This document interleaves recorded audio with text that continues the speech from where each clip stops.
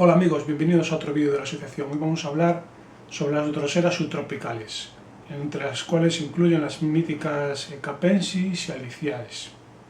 Perdonad si se escucha mal en algunos momentos, ando un poco resfriado. Bueno, sin más, es un vídeo un poco largo, espero que no se os haga aburrido. Dejaré en la descripción del vídeo un índice por si queréis saltaros alguno y ir directamente a los contenidos que os interesen, y sin más, vamos a empezar.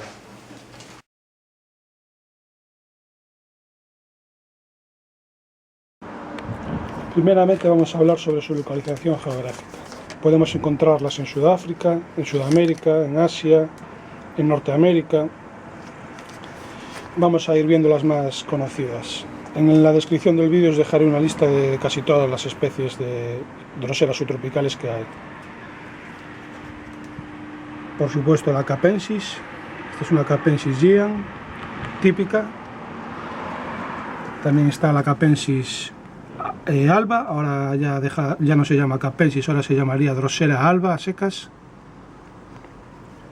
Otras capensis.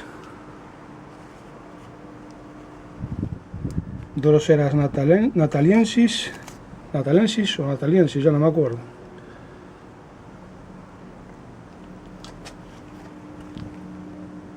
Dielsiana, perdón.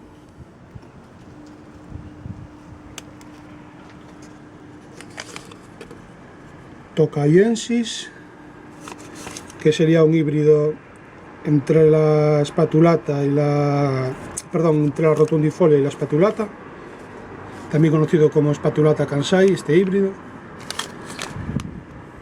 Lleva rotundifolia, que es una drosera nórdica, pero bueno, se le considera como drosera subtropical este híbrido. Drosera venusta, esta creo que es una spatulata. Madagascariensis y otro clásico, las aliciaes.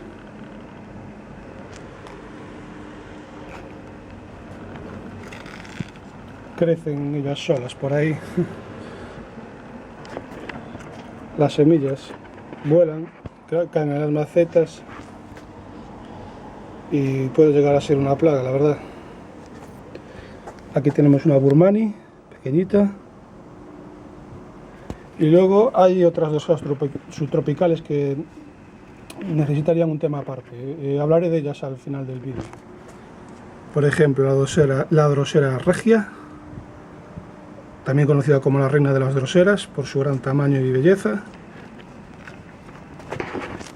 La drosera índica, una planta anual. Su nombre procede porque también se encuentra en la India, aunque también existen otras partes del mundo, y ya hablaremos de ello. Y aquí tenemos pues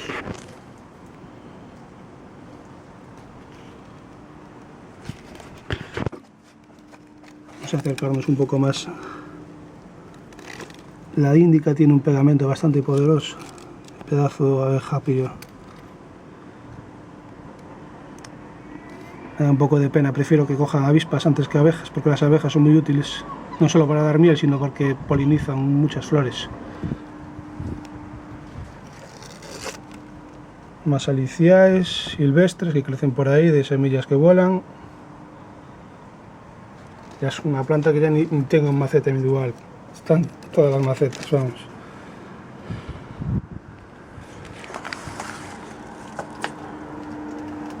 Esta sería una drosera binata dicotoma, pero yo la englobo en las droseras nórdicas, porque hibernan en invierno, aunque no necesitan hibernar, pero lo hacen. Si las temperaturas son muy bajas y baja el fotoperiodo también. Perdón, si baja el fotoperiodo.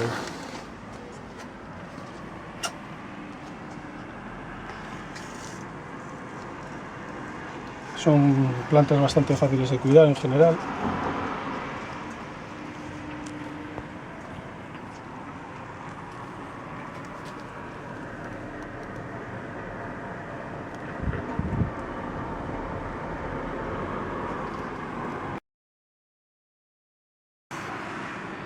Temperatura y humedad.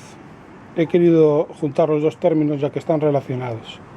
A mayor temperatura necesitarán mayor humedad ambiental, lo que significa que cuanta más humedad ambiental tengamos, mayor temperaturas pueden aguantar las plantas. Y viceversa. Si la humedad ambiental es baja, no podrán llegar a, por ejemplo, a los 35 grados. Como en algunas partes de México, por ejemplo, en ciertas zonas de España también, donde hay muy poca humedad. Estamos hablando de en verano. Considerando una humedad en torno al 50%, las temperaturas aproximadas que pueden aguantar serían pues 35 grados de máxima y 5 de mínima, incluso menos en periodos cortos de días. Digo aproximadas porque no existe una temperatura exacta, todo depende de la zona en que vivamos, y de la humedad, y de la sensación térmica que da el viento, en fin, de muchos factores. Como son plantas que no necesitan hibernar, se las puede mantener con temperaturas primaverales todo el año, ya que no necesitan un periodo de descanso, pueden crecer todo el año.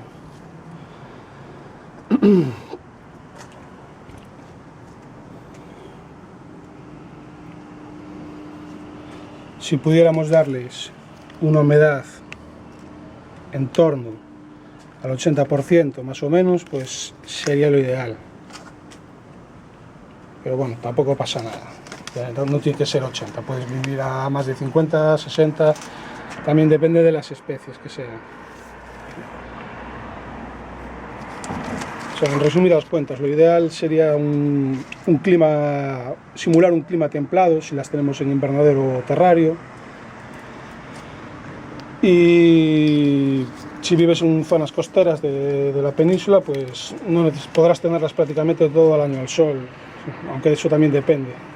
Todo es relativo, con la práctica es como mejor se va viendo.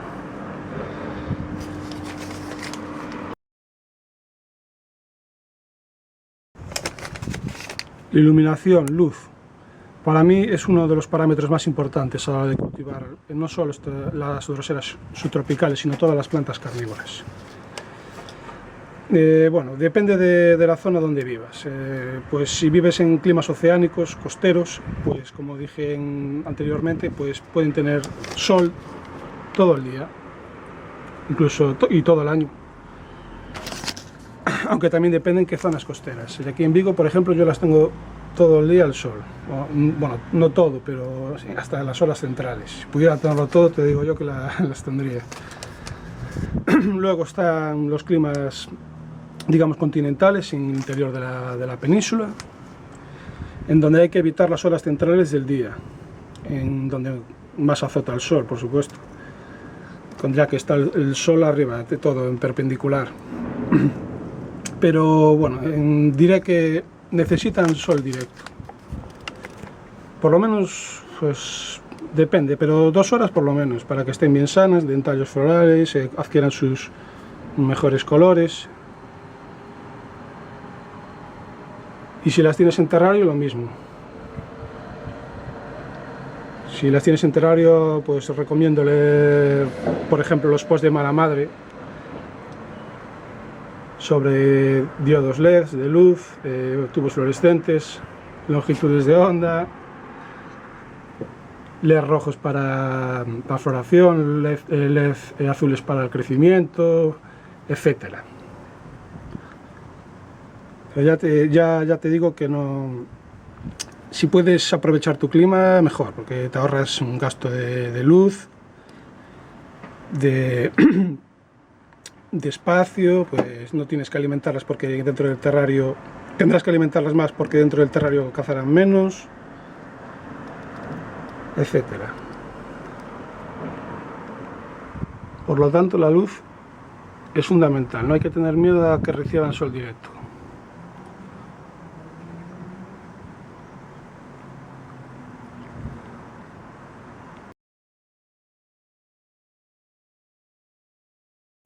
Como siempre hay varios posibles y no son muy exigentes. Se podría decir que es el mismo que para las sarracenes, pero con la perlita en el interior de la tierra y no en el exterior, para que no moleste a las plantas. Pero bueno, vamos a decir algunas combinaciones de sustrato. Por ejemplo, turba rubia sin abonar, por supuesto, 60%, arena de cuarzo 40%, sería una combinación. Otra combinación podría ser turba 50% y otro 50% de perlita o 50% de arena. También crecen muy bien en sphagnum 100%, a no ser que sean plantas muy pequeñas que crezcan más despacio que el sphagnum y el sphagnum les podría tapar la luz. También se le puede poner arlita en el fondo, no es imprescindible, pero bueno, a mí me gusta porque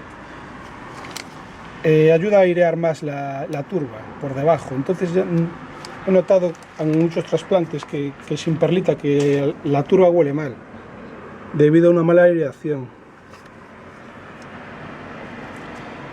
En plantas grandes, por ejemplo como la regia, viene muy bien colocar sphagnum en la superficie para ayudar a mantener la humedad y retener más el agua, y también muy importante para la regia que no suba mucho la temperatura del sustrato. En definitiva, hay que añadir drenantes. Pueden crecer en turba rubia 100%, pero es conveniente añadir drenantes tipo arena, vermiculita, perlita. Lo que más se suele usar para las droseras suele ser arena de cuarzo. La proporción ya es al gusto, pero a mí me gusta entre un 40 y un 50%, depende. Para las droseras subtropicales, por supuesto. En otras, como las bulbosas, pues ya necesitan mucha más arena. Y con la índica igual. Gustan de bastante arena en el sustrato.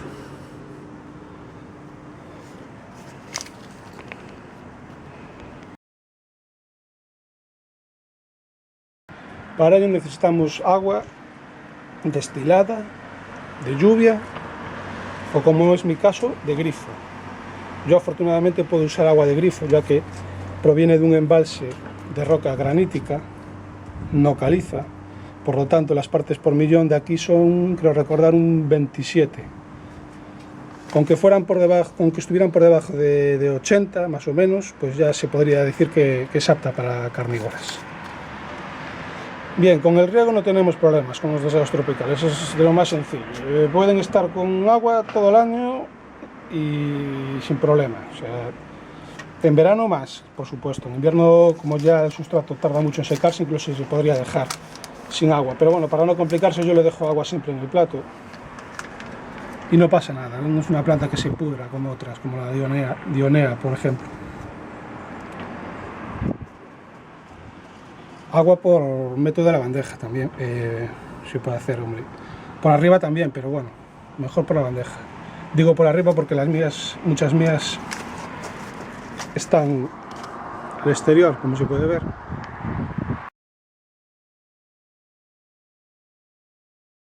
Como ya comentamos anteriormente, no necesitan un periodo de descanso, tan solo detienen su crecimiento. Algunas más que otras, por ejemplo la Madagascariensis. En invierno, con la bajada de temperaturas, es posible que pierda toda su parte aérea, volviendo a brotar de sus raíces en primavera. Con la venusta pasa lo mismo. Esto lo podemos evitar intentando simular pues temperaturas, digamos, primaverales en un invernadero o en un terrario. En el terrario sería más difícil, pero bueno, también se puede hacer. Otras, sin embargo, como las capensis, las aliciaes, pues no siguen manteniendo su vistosidad, no tanto como en primavera o en verano, pero están aceptables, digamos.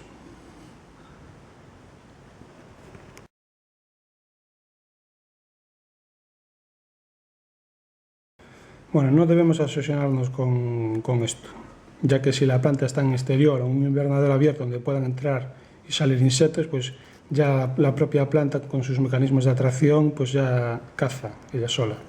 No obstante, si la tenemos dentro de un terrario, pues conviene darle alimentarla, digamos, con por ejemplo comida de peces, insectos que capturemos. Yo incluso a veces le robo a las capensis, como tengo muchas, comida para dárselas a otras droseras de las que tengo menos.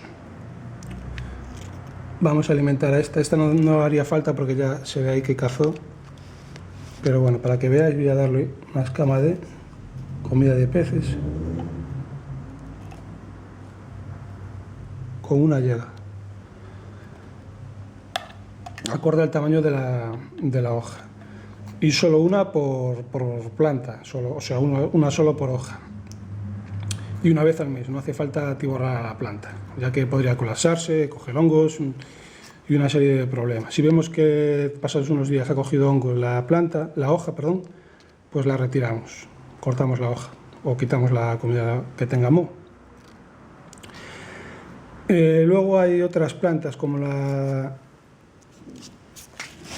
la índica, que es anual, solo vive un año, entonces esta necesita más alimentación que el resto de las droseras, ya que necesita crecer, dar tallos florales, semillas, o sea, necesita hacerlo todo mucho más rápido y en menos tiempo.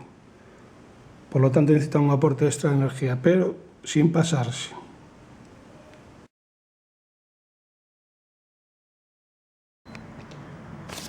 Ubicación, ¿dónde colocarlas? Todo depende del clima en que vivamos. Si queremos tenerlas al exterior, claro, yo por ejemplo las puedo tener al exterior todo el año, pero también tengo algunas en mini invernaderos porque crecen más rápido en invernaderos y por lo tanto dan tallos florales antes.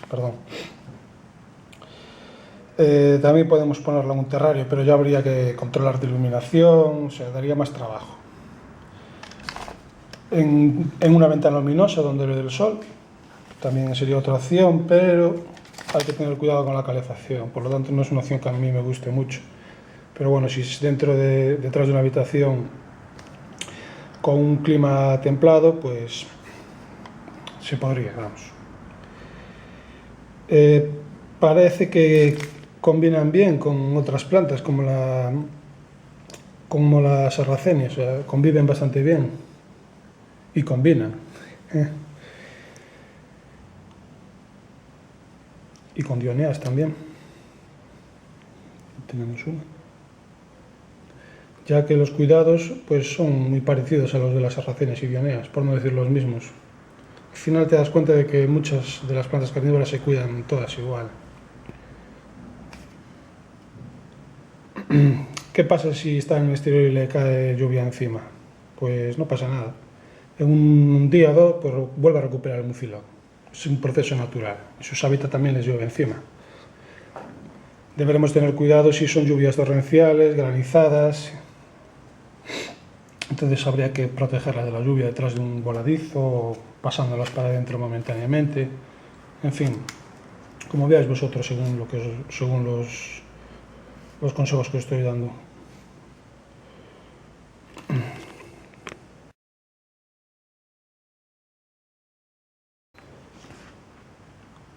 Plagas y enfermedades.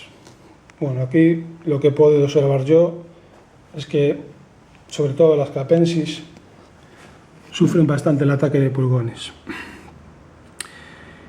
Por lo tanto, pues conviene prevenir con aceite de neem, o si los vemos, pues si ya no lo hemos podido prevenir, pues se puede sumergir la planta en agua sin problema, no hay que tener miedo a eso.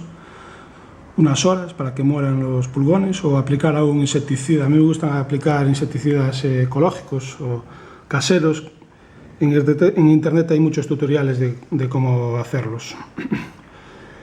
Y luego no sé qué más plagas puede haber, es que por ahora solo he tenido la del pulgón. Quizás la araña roja pueda atacar.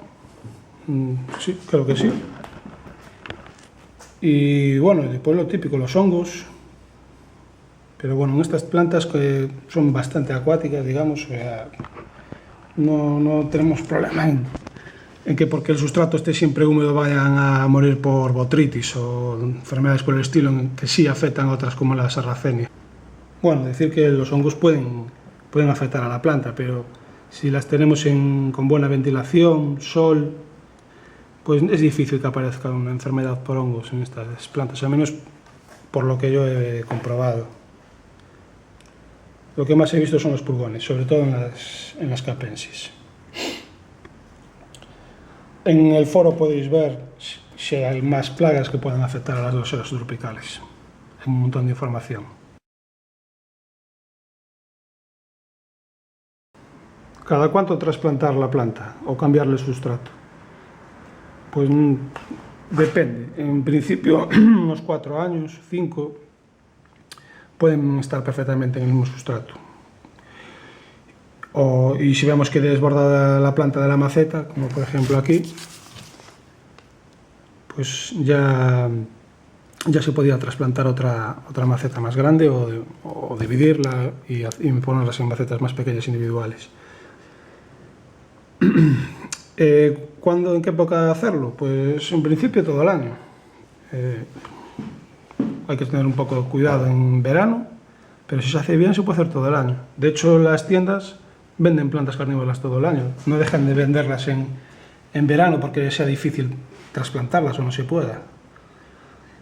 Pero bueno, una buena época pues para hacerlo, pues primavera, principios de primavera, otoño. Estas dos horas son bastante fáciles de cuidar, así que en eso no hay problema, como con otras plantas.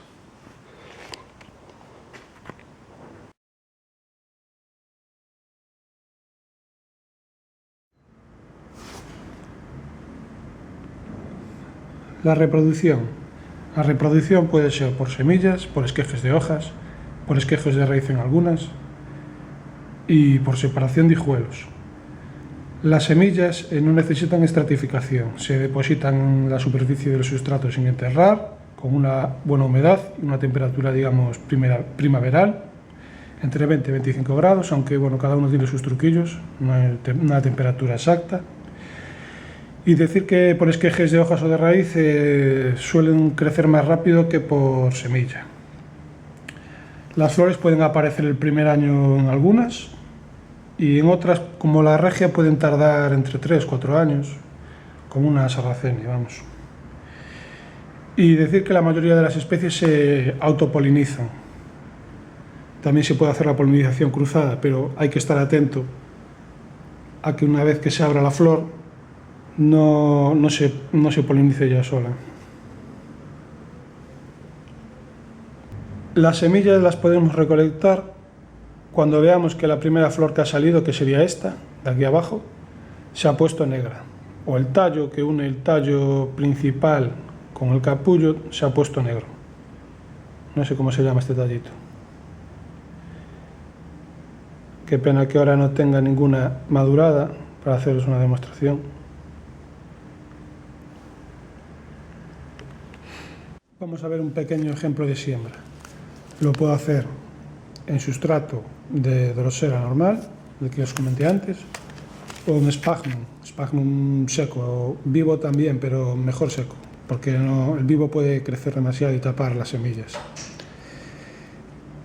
Este está sin humedecer, así que lo voy a hacer en el de turba. Cojo el sobre de Madagascariensis.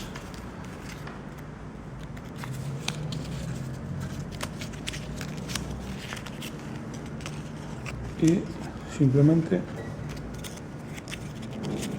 no sé si se verá, son unas semillas muy pequeñas,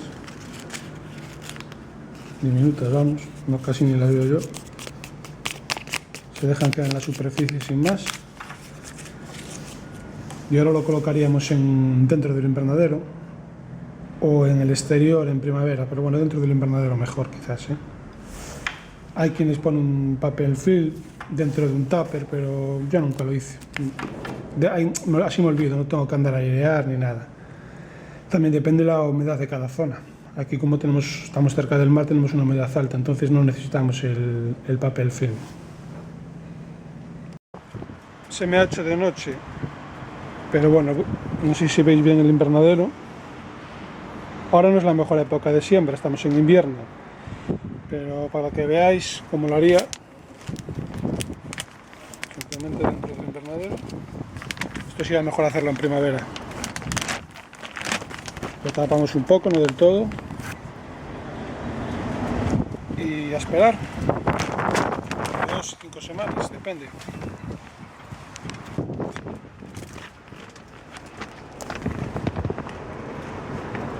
Decir que también las podemos germinar en un germinador dentro de casa con una temperatura más cálida y un fotoperiodo más largo, o sea, intentando simular la primavera o el verano. Hay que tener cuidado con las algas. Algunos sustratos pues, vienen con demasiado nitrógeno, entonces eso favorece la aparición de algas. Podemos evitarlo con algún tipo de fungicida diluido o poniendo espacio por los laterales que ayuda a evitar la aparición. No del todo, pero en cierta medida sí.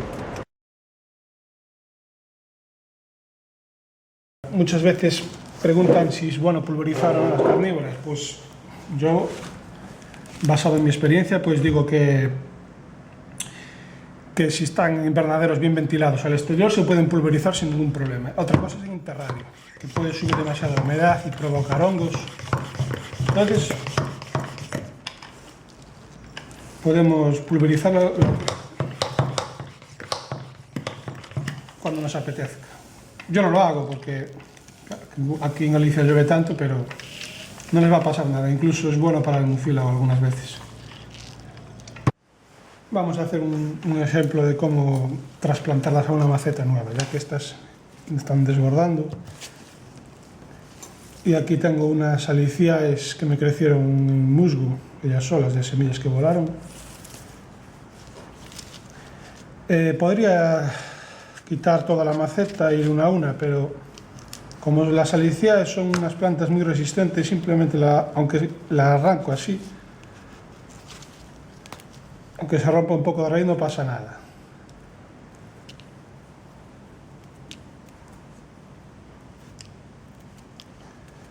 Esta incluso apenas tiene una pequeña raíz. Le quitamos las hojas secas. Una planta que no hay que tratar con mucho mimo, no es como otras. Y la pondríamos en su maceta con sustrato de droseras. Importante que el nivel de sustrato llegue hasta arriba, no que llegue por aquí, porque así va a recibir más luz la planta. Pues simplemente puede que pierda alguna hoja ya que le he roto la raíz, pero volverá a crecer. Yo lo estoy haciendo de manera rápida, a modo demostrativo. Mira, está salido con la raíz entera. Hay varias. Vamos a limpiarla bien. Quitamos estas hojas secas que no valen para nada. Así, arrancándolas con la mano directamente. Y truquillo, bueno, que uso yo. Simplemente ponemos, a ver que se vea bien, la planta encima del sustrato y empujamos la raíz hacia abajo.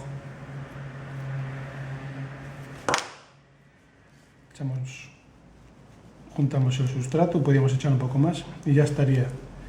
De esta manera nos ahorramos bastante tiempo, ya que seguramente tengáis plagas de capensis en muchas plantas, entonces para no andar a perder tiempo vaciando la maceta y volviéndola a llenar, pues la dejamos totalmente llena y enterramos las plantas. Ahora vamos con las aliciaes.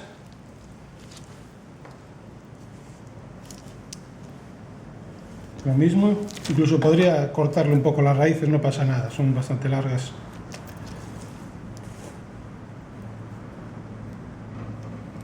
Cortándoselas tardará un poco más en llegar a su esplendor, pero no pasa nada, llegará igualmente. Incluso algunas plantas normales, no carnívoras, es bueno cortar las raíces cuando están en macetas, ya que crecen demasiado, dan vueltas alrededor de la maceta y se estrangulan. Por ejemplo, con el ficus. Aquí tenemos otra, le podemos limpiar un poco. Pero bueno, con este ejemplo ya yo creo que ya llega. Ahora Podríamos añadir sphagnum si lo deseamos.